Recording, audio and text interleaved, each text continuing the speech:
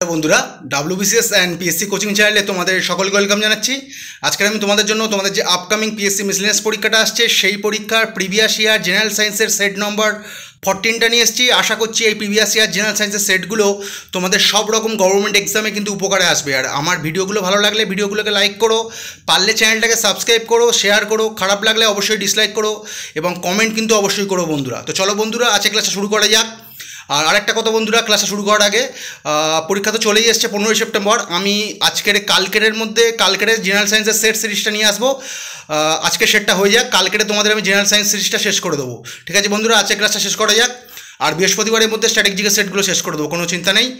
আর আরেকটা কথা বন্ধুরা, অনেকে বলছে যে আরেকটা কথা কি, আমার কিন্তু ইতিহাস, জিওগ্রাফি ও পলিটির সব সেটগুলো কিন্তু শেষ হয়ে গেছে। অনেকে কিন্তু বুঝতে পারছে না যে ওই সেটগুলো শেষ হয়ে গেছে। ওই সেটগুলো কিন্তু তোমরা দেখে নিও। ইতিহাস, পলিটি আর জিওগ্রাফির প্রিভিয়াস ইয়ার মিসলেনিয়াসের সব সেটগুলোই কিন্তু আমি কমপ্লিট করে নিয়েছি। অনেকে কমেন্ট করছে যে ওই অন্য সেটগুলো তাড়াতাড়ি কমপ্লিট করে দিন, কিন্তু ইতিহাস, পলিটি, জিওগ্রাফির সব সেটগুলো কমপ্লিট করা আছে। তোমরা চাইলে প্লেলিস্টটা দেখে নিও। আর সায়েন্সের সেট আর স্ট্র্যাটেজিকের সেটা আমি বৃহস্পতিবারের মধ্যে কমপ্লিট করবো। চলো বন্ধুরা, আজকে ক্লাস শুরু করা যাক। আজকের প্রথম প্রশ্ন, ইউরিয়া হলো গবেষণাগারে প্রস্তুত প্রথম জৈব যৌগটি প্রস্তুত করেছিলেন। ইউরিয়া হলো গবেষণাগারে প্রস্তুত প্রথম জৈব যৌগ। ঠিক আছে, যদি কখনো প্রশ্নে আসে যে গবেষণাগারে বা ল্যাবরেটরিতে প্রস্তুত প্রথম জৈব যৌগ কী, সেটা হলো ইউরিয়া। কে আবিষ্কার করেছিল এটা আমি আগেও দিয়েছি অনেকবার, ফ্রেডরিক ওহলার। ঠিক আছে বন্ধুরা, চলো পরের প্রশ্ন,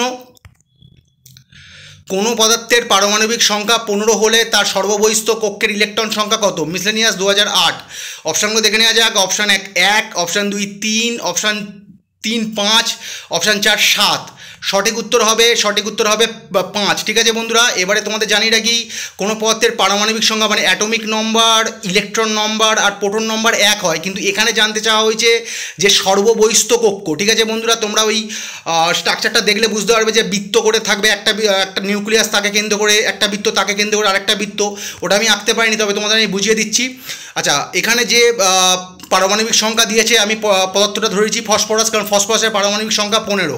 এবার এই ক্ষেত্রে দেখে নাও এই কক্ষ হয়। ঠিক আছে, আমি আসল কথা তোমাদের একদিন এটা পড়িয়েছিলাম, একটা প্রশ্ন পাউলির অপবর্জন নীতি, তোমাদের মনে আছে আসলে সেটা দেখে নিও। ওখানে পড়িয়েছিলাম মুখ্য কোয়ান্টাম সংখ্যা, গৌণ কোয়ান্টাম সংখ্যা। ঠিক আছে বন্ধুরা, মানে প্রিন্সিপাল কোয়ান্টাম নম্বর, অ্যাজিমুথাল কোয়ান্টাম নম্বর। ঠিক আছে, তারপর যে চৌম্বকীয় কোয়ান্টাম সংখ্যা, ঘূর্ণন কোয়ান্টাম সংখ্যা, ওইটা দেখলে তোমরা বুঝতে পারবে, যদি একটু শক্ত। আচ্ছা, এইটা বুঝিয়ে দিচ্ছি। ফসফরাসের পারমাণবিক সংখ্যা 15, এটা কী করে হলো? এখানে আমাদের একদম সর্ববৃহৎ কক্ষ মানে আউটার অরবিটের ইলেকট্রনটা জানতে চেয়েছে। একদম আউটার মোস্ট অরবিট, মানে একদম শেষ অরবিট। এবারে ধরো এই যে কক্ষগুলো দেখছো, কি হতে পারে? কে, এল, এম, এইভাবে 7টা হতে পারে। মানে ধরো কে, এল, এম, এন, ও, পি, কিউ, এরকম 7টা সর্বাধিক হতে পারে। এইবারে প্রতিটা ক্ষেত্রের কক্ষই যে এম কক্ষটাই কিন্তু লাস্ট হবে তা নয়। যেমন এইখানে যেহেতু পারমাণবিক সংখ্যা 15, এর কিন্তু আউটার যে অরবিট মানে এর যে সর্ববহিস্থ কক্ষ সেটা কিন্তু এম। কিন্তু অন্য পদার্থের পারমাণবিক সংখ্যা বেশি হলে তার কিন্তু আলাদা হতে পারে। ঠিক আছে বন্ধুরা, এইবারে এখানে দেখে নাও, এখানে কে কক্ষে কটা আছে? 2টো আছে। এল কক্ষে 8টা আছে। এম কক্ষে 5টা আছে। এবার এরও কিন্তু অনেক ব্যাখ্যা আছে, সেগুলো আমি অত নোট লিখতে পারিনি, কারণ বুঝতে পারছো সময়ের ঘাটতি আছে। এবার তোমরা চাইলে কিন্তু পড়ে দেখতে পারো, 9-10 বইতেও আছে, পারলে পড়ে দেখতে পারো। এইবারে তোমাদের আমি এখানে একটা বলে দিচ্ছি, প্রতিটা পরমাণুর কোনোদিন প্রশ্নে আসতে পারে যে পরমাণুর সর্ববহিস্থ কক্ষে সর্বাধিক কটা ইলেকট্রন থাকতে পারে। ভালো করে শুনে নাও,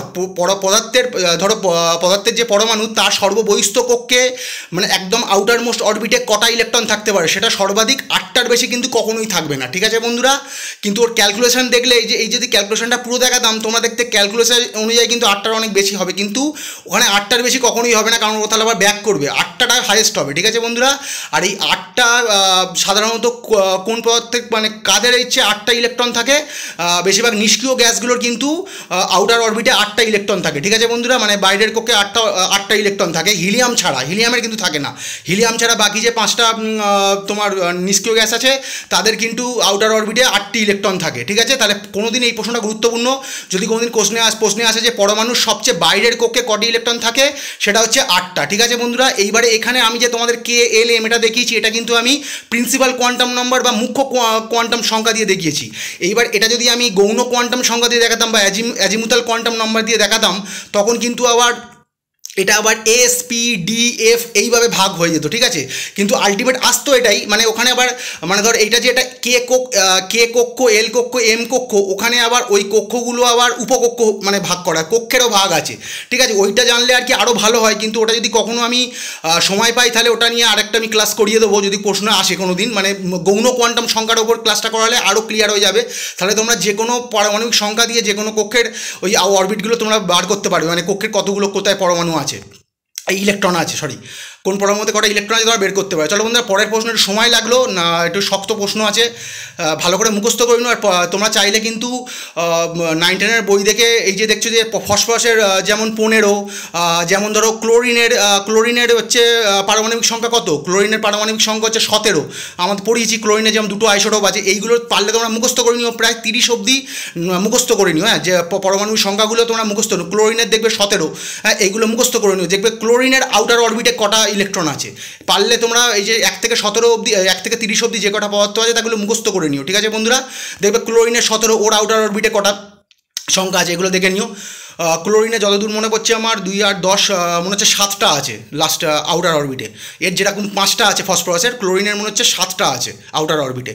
আচ্ছা পরের প্রশ্ন বন্ধুরা, একটু সময় লাগলো, নিম্নলিখিত কোনটি একটি ভেক্টর রাশি মিসলেনিয়াস 2008, অপশান 1 বৈদ্যুতিক আদান, অপশান 2 তড়িৎ ক্ষেত্রের প্রাবল্য, অপশান 3 তড়িৎ বিভব, অপশান 4 তড়িৎ প্রবাহ। সঠিক উত্তর হচ্ছে তড়িৎ ক্ষেত্রের প্রাবল্য, বাকি যে তিনটেই আছে সবকটাই কিন্তু স্কেলার রাশি, আর এই তড়িৎ ক্ষেত্রের প্রাবল্য কিন্তু আমাদের হচ্ছে এটা হচ্ছে একটা কিন্তু আমাদের ভেক্টর রাশি, ঠিক আছে। আর এখানে আমার একটা মিস গেছে, এই তড়িৎ ক্ষেত্রের প্রাবল্যর এককটা কিন্তু পরীক্ষাতে আসে, তোমরা আমি বলে দিচ্ছি তোমরা লিখে নিও, খাতাতে নোট করে নিও, নিউটন পার কুলম, ঠিক আছে বন্ধুরা, তড়িৎ ক্ষেত্রের প্রাবল্যের যে এককটা পরীক্ষায় আসে বেশি নিউটন পার কুলম, এরকম দিয়ে দেবে যে নিউটন পার কুলম নিম্নলিখিত কোনটির একক, ঠিক আছে, তখন সঠিক উত্তর হবে তড়িৎ ক্ষেত্রের প্রাবল্য, ঠিক আছে বন্ধুরা। তাহলে এটা বলে দিলাম, তড়িৎ ক্ষেত্রে প্রাবল্যের একক হচ্ছে নিউটন পার কুলম। আচ্ছা পরের প্রশ্ন বন্ধুরা, মানবদের হৃৎপিণ্ডের প্রাকৃতিক পেসমেকারটি কি, মানে তোমরা তো জানো হৃৎপিণ্ড ঠিকমতো কাজ না করলে অনেক ক্ষেত্রে পেসমেকার বসাতে হয়, এখানে বলছে মানবদের প্রাকৃতিক পেসমেকার, আমাদের শরীরে কিন্তু অলরেডি ওটা মানে অলরেডি আছে ওটা, ঠিক আছে, সেটার নাম কি, এসএ নোট, খুব গুরুত্বপূর্ণ প্রশ্ন, SA note, AV note, myocardium, উপরের কোনোটাই নয়, সঠিক উত্তর হচ্ছে এসএ নোট, ঠিক আছে বন্ধুরা, যার পুরো ফুল ফর্মটা কি সাইনোট্রিয়াল নোট, আমি কিন্তু এখানে অপশানটা ইংলিশ পুরো টার্মটা দিয়ে দিয়েছি, পুরোটাই মনে করে নিও, সাইনোট্রিয়াল নোট, এসএ নোট কিন্তু প্রচুর পরীক্ষায় রিপিট হয়, ঠিক আছে, সেন্ট্রালের পরীক্ষাতে কিন্তু বহুবার রিপিট হয়, ঠিক আছে, আর পিএসসি পরীক্ষাতে তো হয়ই। সাইনোট্রিয়াল নোট এর পুরো ফর্ম, এর কাজটা একটু হালকা করে আমি বলে দিচ্ছি, ধরো সাইনোট্রিয়াল নোটের পেসমেকারের যে কোষগুলো, ওটা একটা গ্রুপ দ্বারা নির্ধারিত ছন্দের মাধ্যমে কিন্তু হৃদয়ে রক্ত পাম্প করে, মানে আমাদের যেটা হার্ট সেখানে কিন্তু একটা নির্ধারিত ছন্দের মাধ্যমে কিন্তু ও রক্ত পাম্প করে, ঠিক আছে, আর এর ভেতরে কিন্তু একটা বৈদ্যুতিক প্রবাহ উৎপন্ন হয়, এগুলিকে একটা এই যে এসের নোটগুলি কিন্তু একটা বৈদ্যুতিক প্রবাহ উৎপন্ন করে, যার ফলে কিন্তু হৃৎপিণ্ডকেও সংকুচিত করে, ঠিক আছে, তো আমি যতটা পারলাম বলে দিলাম, জাস্ট বুঝে নিও, অত লাগবে না, এসের নোটের সঙ্গে সবসময় হৃৎপিণ্ডের কানেকশন আছে, এটা মনে রেখে দিও, আর ফুল ফর্মটা হচ্ছে সাইনোট্রিয়াল নোট, ঠিক আছে, আর একে প্রাকৃতিক পেসমেকার বলে। এভি নোটও তোমরা চাইলে পড়ে দেখতে পারো, এভি নোটও পরীক্ষায় আসে কম। নিচের কোনটি উপচুম্বকীয় বা প্যারাম্যাগনেটিক, মিসলেনিয়াস 2008, আমি ইংলিশ টার্মগুলো দিয়ে দিয়েছি যতটা পেরেছি, option 1 oxygen, option O2 N2 F2 H2, ঠিক আছে বন্ধুরা, সঠিক উত্তর হচ্ছে অক্সিজেন, ঠিক আছে, নিচের কোনটি উপচুম্বকীয়, সঠিক উত্তর হচ্ছে O2, ঠিক আছে, আর বাকি যে তিনটে দেখছো তোমার N2 F2 H2 hydrogen nitrogen, এগুলো কিন্তু সবই কিন্তু ডায়াম্যাগনেটিক বা তিরস্চুম্বক, ঠিক আছে। এবার এইটার মানেটা কি একটু বলে দিই, প্যারাচুম্বক মানে কি, প্যারাচুম্বক মানে এই নোটটা দিনই কারণ লাগবে না, প্যারাচুম্বক হলো চুম্বকের একটি ধরন যেখানে কিছু পদার্থ কিন্তু বাহ্যিকভাবে প্রযুক্ত চৌম্বক ক্ষেত্রের দিকে আকর্ষিত হবে, ঠিক আছে বন্ধুরা। আর এই যে ডায়াম্যাগনেটিক, এটা কিন্তু এই প্রযুক্ত চৌম্বক ক্ষেত্রের দিকে বিকশিত হবে, মানে এই যে প্যারাচৌম্বক এটা কিন্তু বাহ্যিকভাবে প্রযুক্ত চৌম্বক ক্ষেত্রের দিকে আকর্ষিত হবে, আর ডায়াচৌম্বক কিন্তু চৌম্বক ক্ষেত্র কর্তৃক যে প্রযুক্ত চৌম্বক ক্ষেত্র কর্তৃক কিন্তু বিকশিত হবে, ঠিক আছে। আর এই যে প্যারাচৌম্বক কিন্তু এই প্রযুক্ত চৌম্বক ক্ষেত্রের দিকে কিন্তু একটা নতুন চৌম্বক ক্ষেত্র উৎপন্ন করে, আর ডায়াম্যাগনেটিকটা কি করে, এই তিরস্চুম্বকটা কী করে, ও যেদিকে বিকশিত হয় সেদিকে কিন্তু একটা স্বপ্নোদিত চৌম্বক ক্ষেত্র উৎপন্ন করে, ঠিক আছে। আর এর উদাহরণ কী হতে পারে, যেমন ধরো কি বলবো, প্যারাচুম্বকীয় পদার্থ। ধরো আমাদের সোডিয়াম কিন্তু একটা প্যারাচুম্বকীয় পদার্থ, তিরস্চুম্বকীয় এছাড়াও মানে অক্সিজেন ছাড়াও তোমাদের আর কি আরেকটা উদাহরণ দিয়ে দিচ্ছি, সোডিয়াম কিন্তু প্যারাচুম্বকীয় পদার্থ, আবার যেমন সিলভার কিন্তু তোমার ডায়াচুম্বকীয় পদার্থ। ঠিক আছে বন্ধুরা, এখানে তো অক্সিজেন দেখছো যেরকম দেওয়া আছে প্যারাম্যাগনেটিক বা উপচুম্বকীয় বাংলা টার্মটা হচ্ছে, তাহলে আমাদের সোডিয়ামও কিন্তু একটা প্যারাচুম্বকীয় পদার্থ। এই সোডিয়ামটা দেওয়ার বলার মানেটা হচ্ছে, আমি এটা দিতে ভুলে গেছি, সোডিয়ামটা কিন্তু আসে এখানে অন্য কোনো, এইখানে যদি এটা যেন অক্সিজেন এসছে সেখানে কিন্তু অক্সিজেন না থেকে দেখবে যে সোডিয়াম আছে অপশানে, ঠিক আছে এনে, তখন আসতে পারে যে এর ভেতরে কোনটা উপচুম্বকীয়। সোডিয়াম কিন্তু একটা প্যারাচুম্বকীয়, ইংলিশে বললে প্যারাম্যাগনেটিক বা প্যারাচুম্বকীয় বা উপচুম্বকীয়, আর সিলভার কিন্তু একটা ডায়াচুম্বকীয় বা ডায়াম্যাগনেটিক, আর কিংবা বাংলায় পুরো একদম শুদ্ধ ভাষায় বললে তিরস্চুম্বক। ঠিক আছে, সিলভার কিন্তু একটা ডায়াম্যাগনেটিক। ঠিক আছে, এটাও কিন্তু পরীক্ষায় আছে, সিলভারটা ডায়াম্যাগনেটিক আর সোডিয়াম কিন্তু প্যারাম্যাগনেটিক। এটা এই দুটো কিন্তু পরীক্ষায় আসে, একটু পারলে লিখে নিও। চলো বন্ধুরা পরের প্রশ্ন, ক্লোরিনে কটি আইসোটোপ আছে? একটু সময় লাগছে। মিসলেনিয়াস 2008, অপশানগুলো দেখে নেওয়া যাক। অপশান 1 2, অপশান 2 3, অপশান 3 4, অপশান 4 নেই। এটা সম্বন্ধে বলার কিছু নেই, তোমাদের আগেই বলে দিয়েছি, একটু আগে বললাম ক্লোরিনে কিন্তু দুটি আইসোটোপ আছে। একটা হচ্ছে তোমার 35 ভর বিশিষ্ট, মানে 35 পারমাণবিক ভর বিশিষ্ট, আর একটা হচ্ছে 37 পারমাণবিক ভর বিশিষ্ট। আমি তো আগের দিন পড়িয়েছি, তোমরা দেখে নিও যে ওপরে যে ভর সংখ্যাটা আছে, একটা 35 আর একটা 37। ঠিক আছে বন্ধুরা, তাই দুটো আইসোটোপ আছে ক্লোরিনের। আচ্ছা, নিম্নলিখিত কোনটি পিরিমিডিন বেস নয়? খুব গুরুত্বপূর্ণ প্রশ্ন, মিসলেনিয়াস 2008-এর প্রশ্ন। Option 1 thymine, option 2 uracil, option 3 guanine, option 4 cytosine. সঠিক উত্তর কী হবে? সঠিক উত্তর হবে গুয়ানিন। ঠিক আছে, এবার এইটা নোট দেখো, নোট দেখলে তোমরা বুঝতে পারবে। আচ্ছা, ডিএনএ রাসায়নিক ডিএনএ আরএনএ কাকে বলে তোমরা ভালো করে দেখে নিও, আমি জাস্ট বোঝানোর জন্য দিয়েছি। ডিএনএ রাসায়নিক উপাদান, মানে ডিএনএ রাসায়নিক উপাদানটা কি? একটা হচ্ছে পেন্টোজ শর্করা, একটা 2 নম্বর হচ্ছে ফসফরিক অ্যাসিড, আর 3 নম্বর হচ্ছে নাইট্রোজেন বেস, যেটা এখানে দিয়েছে। ঠিক আছে, এখানে কিন্তু ডিএনএ আরএনএ আলাদাভাবে উল্লেখিত করে দেয়নি, এইটা একটু কনফিউজ করে দিয়েছে। ওটা অনেক পরীক্ষায় উল্লেখিত করে দিতে পারে, উল্লেখিত করে দিলে আরও সুবিধা হবে। ডিএনএ রাসায়নিক উপাদান হচ্ছে পেন্টোজ শর্করা, অপশান 2, আর একটা হচ্ছে ফসফরিক অ্যাসিড, আর একটা হচ্ছে নাইট্রোজেন বেস। আচ্ছা, কোনো পরীক্ষায় যদি তোমাদের আসে যে ডিএনএতে যে পেন্টোজ শর্করা আছে সেটার নাম কি? সেটার নাম হচ্ছে ডিঅক্সিরাইবোজ। এটা কিন্তু পরীক্ষায় আসতে পারে। ডিএনএর যে রাসায়নিক উপাদান 3টের ভেতর একটা, যেটা প্রথম আমি লিখেছি পেন্টোজ শর্করা, পরীক্ষায় কিন্তু আসতে পারে যে ডিএনএতে যে পেন্টোজ শর্করা আছে তার নাম কি? ডিঅক্সিরাইবোজ। ঠিক আছে, আর ডিএনএ অণুতে 2 রকম নাইট্রোজেন বেস আছে, আরএনএ অণুতেও 2 রকম নাইট্রোজেন বেস আছে, একটা হচ্ছে পিরিমিডিন, একটা হচ্ছে পিউরিন। ঠিক আছে, ডিএনএ অণুতে 2 রকম নাইট্রোজেন বেস আছে, একটা পিরিমিডিন ও একটা পিউরিন। ঠিক আছে, এইবারে দেখো এখানে এই কোশ্চেনটা ক্লিয়ার হয়ে যায়। পিরিমিডিন বেস কী নিয়ে গঠিত? সাইটোসিন ও থাইমিন। আর পিউরিন বেস কী নিয়ে গঠিত? অ্যাডিনিন বেস ও গুয়ানিন বেস। ঠিক আছে, তাহলে পিরিমিডিন বেসে কী বেস আছে? সাইটোসিন ও থাইমিন। আর পিউরিনের দুটি বেস কী? অ্যাডেনিন ও গুয়ানিন। তাহলে এখানে কি বলেছে যে 4টের ভেতর কোনটা পিরিমিডিন বেস নয়? তাহলে এখানে তোমাকে এই কোশ্চেনটার জন্য ডিএনএ ও আরএনএ দুটোরই রাসায়নিক উপাদান সহ নাইট্রোজেন বেসটা মনে রাখতে হবে, মানে ডিএনএরও নাইট্রোজেন বেস মুখস্থ রাখতে হবে, আরএনএরও নাইট্রোজেন বেস মুখস্থ রাখতে হবে এই প্রশ্নটা উত্তর দেওয়ার জন্য। তাহলে দেখো এখানে পিরিমিডিনে কি আছে? সাইটোসিন, তোমরা ছোট করে মনে রাখবে সি, আর থাইমিন টি। ঠিক আছে, এইভাবে মনে রাখতে পারো। আর পিউরিন হচ্ছে অ্যাডিনিন ও গুয়ানিন। তাহলে এখানে গুয়ানিনটা কি? গুয়ানিন হচ্ছে একটা purine base, not pyrimidine base. ঠিক আছে, পিউরিন হচ্ছে একটা, গুয়ানিন হচ্ছে একটা পিউরিন বেস। এবারে আরএনএটা দেখো, আরএনএ রাসায়নিক উপাদান কি? পেন্টোজ শর্করা, 2 নম্বর হচ্ছে ফসফরিক অ্যাসিড, আর 3 নম্বর হচ্ছে নাইট্রোজেন। এটাতে যা আছে দেখো, এটাতে যা আছে ডিএনএ রাসায়নিক উপাদান, তুমি আমাদের আরএনএ রাসায়নিক উপাদানে একই। এইবারে যদি তোমাদের প্রশ্নে আসে যে আরএনএতে যে পেন্টোজ শর্করা আছে সেটা কি, সেটার নাম কি? রাইবোজ। আর ইংলিশ নামটা লেখা হয়নি, তোমরা দেখে নিও। আর ডিএনএতে যে রাসায়নিক উপাদান আছে সেটা হচ্ছে ডিঅক্সিরাইবোজ। ঠিক আছে, ডিএনএতে দেখে নাও আরেকবার, ডিঅক্সিরাইবোজ। এখানে যে আছে ডিএনএতে যে পেন্টোজ শর্করা তার যে সেটা কি নাম? ডিঅক্সিরাইবোজ। আর এটা হচ্ছে শুধু রাইবোজ। ঠিক আছে, এটা এই দুটো মনে রাখবে। ফসফরিক অ্যাসিডটা ওটা মনে রাখতে পারো নাও পারো। এবার নাইট্রোজেন বেসটা দেখে নাও, আরএনএর নাইট্রোজেন বেসও একই, ডিএনএতে যা আছে আরএনএতেও তাই। একটা হচ্ছে পিরিমিডিন নাইট্রোজেন বেস, একটা হচ্ছে পিউরিন নাইট্রোজেন বেস। এবারে পিরিমিডিনে, এখানকার ক্ষেত্রে পিরিমিডিনে কি আছে? সাইটোসিন ও ইউরাসিল। আর পিউরিন বেসে কি আছে? অ্যাডিনিন ও গুয়ানিন। তার মানে বুঝতেই পারছো দুটোতেই কিন্তু গুয়ানিন কিন্তু দেখেছো কোনোভাবেই পিরিমিডিন বেসে নেই। তাহলে কোশ্চেনটা দেখলেই বুঝতে পারছো তোমাদের ডিএনএ আরএনএ দুটোই এই 4টে ভালো করে মুখস্থ রেখে দেবে। ঠিক আছে, এই যে ধরো আরেকবার দেখিয়ে দিই, একটু সময় লাগুক। দেখো যে এখানে যে দিয়েছে নিম্নলিখিত কোনটি পিরিমিডিন বেস নয়? ডিএনএর যে পিরিমিডিন বেস আর পিউরিন বেস, এটা ভালো করে মুখস্থ করে নিলে ডিএনএর পিরিমিডিন বেস হচ্ছে সাইটোসিন থাইমিন, আর পিউরিন হচ্ছে অ্যাডেনিন গুয়ানিন। আর আমাদের আরএনএর যে পিরিমিডিন বেস আরএনএর পিরিমিডিন বেস দেখো অ্যাডেনিন, সাইটোসিন ও ইউরাসিল, আর পিউরিন হচ্ছে অ্যাডেনিন ও গুয়ানিন। ঠিক আছে, এবার তোমাদের ওরা যে কোনোভাবে জিজ্ঞেস করতে পারে যে সাইটোসিন কোন বেসে আছে, পিরিমিডিন না পিউরিনে, ইউরাসিল কোন বেস আছে, এইভাবে ওরা জিজ্ঞেস করতে পারে। তোমরা এটা মুখস্থ রাখলে আর কোনো সমস্যা হবে না। তবে গুয়ানিন এই প্রশ্নটাই কিন্তু পিএসসির পরীক্ষায় বেশি রিপিট করে, যে এর ভেতরে কোনটা পিরিডিন বেস নয়, ঠিক আছে, এর ভেতরে কোনটা পিউরিন বেস নয়, তখন সঠিক এর ভেতরে কোনটা পিরিমিডিন বেস নয়, সঠিক উত্তর কিন্তু গুয়ানিন। এই প্রশ্নটাই কিন্তু বেশিরভাগ এখানে যেটা দিয়েছে এটাই কিন্তু রিপিট হয়। নিম্নলিখিত কোনটি পিরিমিডিন বেস নয়, সঠিক উত্তর গুয়ানিন। এটাই কিন্তু পরীক্ষায় বেশি রিপিট হয় পিএসসির পরীক্ষাতে। তো চলো বন্ধুরা, পরের প্রশ্ন, একটু সময় লাগছে। দেহকোষের ডিপ্লয়েড নিউক্লিয়াসকে কি বলে? মিসলেনিয়াস 2008। অপশানগুলো দেখে নেওয়া যাক। Option 1 pro nucleus, option 2 amphi nucleus, option 3 hemi nucleus, option 4 হেটারোক্যারিয়ন। সঠিক উত্তর কি হচ্ছে? Amphi nucleus. তাহলে দেহকোষের যে ডিপ্লয়েড নিউক্লিয়াস তাকে বলছে অ্যাম্ফি নিউক্লিয়াস। ঠিক আছে বন্ধুরা, তাহলে দেহকোষে একটা হচ্ছে দেহকোষের যে ডিপ্লয়েড নিউক্লিয়াস সেটা আমরা কী আকারে প্রকাশ করি? 2n দিয়ে। এটাও কিন্তু তোমরা মনে রাখবে, এটাও কিন্তু আসতে পারে যে দেহকোষের ডিপ্লয়েডকে কী আকারে প্রকাশ করা যায়। নিচে হতে 2n n এরকমভাবে চারটে দিয়ে দিল, সঠিক উত্তর 2n হবে। আর দেহকোষের যে ডিপ্লয়েড নিউক্লিয়াস তাকে কিন্তু অ্যাম্ফি নিউক্লিয়াস বলে, আর জনন কোষের যে হ্যাপ্লয়েড নিউক্লিয়াস তাকে কিন্তু হেমি নিউক্লিয়াস বলে, মানে যেটা এখানে অপশান 3 নম্বরে আছে। তাহলে দেহকোষের ডিপ্লয়েড নিউক্লিয়াসকে অ্যাম্ফি নিউক্লিয়াস বলে, আর জনন কোষের হ্যাপ্লয়েড নিউক্লিয়াসকে হেমি নিউক্লিয়াস বলে। এইবারে এই সম্বন্ধে এই যে হেটারোক্যারিয়ন, এই অপশানটাও আমি দিয়ে দিয়েছি।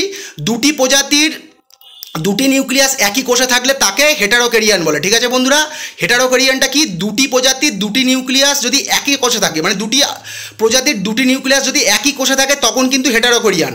আর এই যে প্রো নিউক্লিয়াস দেখছো, এটা আমি আচ্ছা প্রোনিউক্লিয়াস লাস্টে আমি দিয়েছি। একটি কোষে একটি প্রজাতির নিউক্লিয়াস থাকলে তাকে বলে ইউরোক্যারিয়ান। এটা ভালো করে জেনে নাও, এটাও কিন্তু পরীক্ষায় আসতে পারে। যদি দুটি প্রজাতির দুটি নিউক্লিয়াস একটা কোষে থাকে তখন তাকে বলা হয় হেটারোক্যারিয়ন। এটা কিন্তু খুব গুরুত্বপূর্ণ। আর যদি একটি কোষে একটি প্রজাতির নিউক্লিয়াস থাকে, মানে এটা দুটো ভিন্ন প্রজাতির নিউক্লিয়াস যদি একটা কোষে থাকে তখন বলবে হেটারোক্যারিয়ন। আর সেম প্রজাতির যদি নিউক্লিয়াস একটা কোষে থাকে তাকে বলা হয় ইউক্যারিয়ন। আর এই যে আচ্ছা আরেকটা দেখে নাও, দুটি প্রজাতির দুটি নিউক্লিয়াস, এটা বানানটা আমার ভুল হয়েছে, দুটি প্রজাতির দুটি নিউক্লিয়াস মিলিত হয়ে একটি নিউক্লিয়াস গঠন করে। ঠিক আছে, একটি কোষে অবস্থান করলে তাকে বলা হয় সিনক্যারিয়ন। মানে যে কটা আসতে পারে আমি কিন্তু পরীক্ষায় দিয়ে দিয়েছি আলাদা কালার করে। ঠিক আছে, যদি দুটি প্রজাতির দুটি নিউক্লিয়াস একই কোষে থাকে, মানে ভিন্ন প্রজাতির দুটি নিউক্লিয়াস একই কোষে থাকে তখন হেটারোক্যারিয়ন। আচ্ছা, একই কোষে একটি প্রজাতির নিউক্লিয়াস থাকলে তাকে বলা হয় ইউক্যারিয়ন। ঠিক আছে, ইউক্যারিয়ন। আর দুটি প্রজাতির দুটি নিউক্লিয়াস মিলিত হয়ে, মানে দুটি প্রজাতির দুটি নিউক্লিয়াস মিলিত হয়ে একটি নিউক্লিয়াস গঠন করে একটি কোষে অবস্থান করলে তাকে বলা হয় সিনক্যারিয়ন। ঠিক আছে, তোমরা ভালো করে সংজ্ঞাগুলো দেখে নিও। আর এই যে প্রো নিউক্লিয়াস, মানে 3 রকমের নিউক্লিয়াস আছে। একটা হচ্ছে pronucleus, amphinucleus, heminucleus. প্রো নিউক্লিয়াসটা আমি লাস্টে দিয়েছি, ওটা আগে দেওয়া উচিত ছিল উত্তরের পর। তাহলে প্রো নিউক্লিয়াস কাকে বলে? এটা প্রো নিউক্লিয়াসটা আগে পড়বে, তারপর ডিপ্লয়েড পড়বে, তারপর হ্যাপ্লয়েড পড়বে, তারপর এই যেটা এই দুটি প্রজাতির এই হেটারোক্যারিয়ান, ইউক্যারিয়ান এটা পড়বে। আচ্ছা, ডিম্বাণুতে নিষেকের পূর্বের হ্যাপ্লয়েড নিউক্লিয়াসকে প্রো নিউক্লিয়াস বলে। ঠিক আছে, ডিম্বাণুতে নিষেকের পূর্বের যে হ্যাপ্লয়েড নিউক্লিয়াস তাকে কিন্তু প্রো নিউক্লিয়াস বলে। আর দেহকোষের ডিপ্লয়েড নিউক্লিয়াসকে অ্যাম্ফি নিউক্লিয়াস বলে, আর জনন কোষের হ্যাপ্লয়েড নিউক্লিয়াসকে হেমি নিউক্লিয়াস বলে। পুরো ভালো করে পড়ে নিও, খুব কিন্তু গুরুত্বপূর্ণ, সবকটাই গুরুত্বপূর্ণ। দেখবে আমি সবকটাই অপশানও দিয়েছি, আর যেগুলো গুরুত্বপূর্ণ আসতে পারে সেগুলোও দিয়েছি। একটি রকেট পৃথিবী থেকে চাঁদে অবতরণ করলো, মানে চাঁদে গেল এবং পৃথিবীতে ফিরে এলো, এতে সবথেকে শক্তি কখন লাগলো? মিসলেনিয়াস 2008। সবথেকে বেশি শক্তি লাগলো পৃথিবী থেকে উঠতে, চাঁদে নামতে, চাঁদ থেকে উঠতে, পৃথিবীতে নামতে। সোজা প্রশ্ন, সঠিক উত্তর হবে পৃথিবীতে উঠতে, কারণ পৃথিবীর গ্র্যাভিটেশনাল ফোর্স অনেক বেশি, তোমরা জানো। আর যে কোনো জিনিস পৃথিবী থেকে উঠতে গেলে বুঝতেই পারছো বেশি ফোর্স লাগে। তাহলে 4টে অপশানের মধ্যে এটাই সঠিক হবে। পৃথিবীর গ্র্যাভিটেশনাল ফোর্স কিন্তু বেশি, তাই জন্যই কিন্তু সঠিক উত্তর অপশান 1। আচ্ছা, পরের প্রশ্ন, নিম্নলিখিত কোন দুটি নিউক্লিয়াসের নিউটনের সংখ্যা সমান? মিসলেনিয়াস 2008। আচ্ছা, এখানে যে কটা আছে সঠিক উত্তর হবে, অপশানগুলো আমি আর বললাম না, একটু সময় চলে যাচ্ছে। অপশান 3 মানে কার্বন আর নাইট্রোজেনের নিউক্লিয়াসের নিউটন সংখ্যা সমান। নিউটন সংখ্যা কী করে বার করতে হয় তোমাদের আমি বলেছিলাম, পারমাণবিক ভর মাইনাস পারমাণবিক সংখ্যা, বা পারমাণবিক ভর মাইনাস প্রোটন সংখ্যা, মানে অ্যাটমিক নম্বর, মানে পারমাণবিক সংখ্যা, প্রোটন সংখ্যা বা ইলেকট্রন সংখ্যা তিনটেই তো এক, তোমরা জানো। এইবারে পারমাণবিক ভর যেটা ওপরে লেখা থাকে, মানে ক্লোরিনের পারমাণবিক ভর হচ্ছে ধরো প্রথম আইসোটোপটার 35, আর ওর পারমাণবিক সংখ্যা হচ্ছে 17, বা প্রোটন সংখ্যা 17, ওটা বিয়োগ করলেই নিউটন সংখ্যা পাওয়া যায়।